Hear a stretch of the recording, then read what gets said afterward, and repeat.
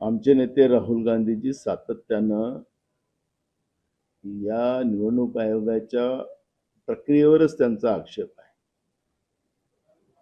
Voter लिस्टमध्ये जे लोक तिथं राहत नाही त्यांची नावं आपण पाहतोय.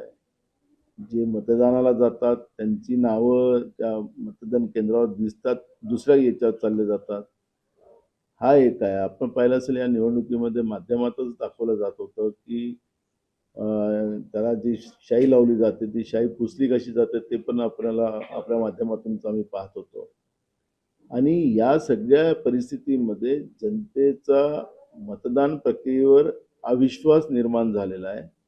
आणि महानगरपालिकेमध्ये मतदानाचा टक्का एकदम खाली पडलेला आहे.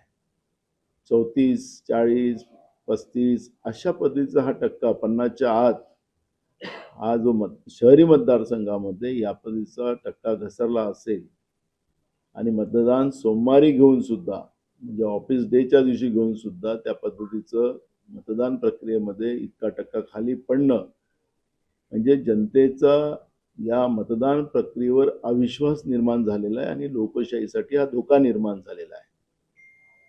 आणि त्या दृष्टिकोनातून मी आज निवडणूक आयोगाला येणाऱ्या जिल्हा परिषद पंचायत समितीच्या निवडणुकीमध्ये हे बायलेटवर अनेक राज्यात बायलेटवर जेव्हा मतदान घेतलं जात आहे तर महाराष्ट्र हा पुरोगामी राज्य आहे, शाहू फुले आंबेडकर विचाराचं राज्य आहे. या राज्यात निवडणूक आयोगाने आणि राज्य सरकारलाही आम्ही पत्र लिहिलेलं राज्याच्या मुख्यमंत्र्याला की त्यांनी या प्रक्रियेला मदत करावी आणि निवडणूक आयोगाने बायलेटवर मतदान घ्यावं ही आम्ही मागणी केलेली आहे. मूळ मुद्दा असा आहे की एवढं कमी पर्सेंटेजमध्ये मतदान होऊन सुद्धा भाजप त्या ठिकाणी जिंकते आहे. हे सगळे जनतेचा रोष असताना भाजप जिंकते आहे. प्रचंड राग भाजपबद्दल जनतेमध्ये आहे.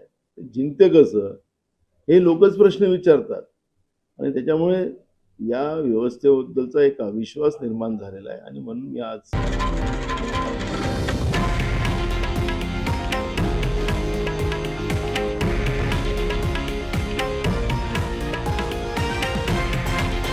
हे आहे देशातील नंबर 1 न्यूज नेटवर्क आणि आपण पाहत आहात TV9 मराठी, एकमेव.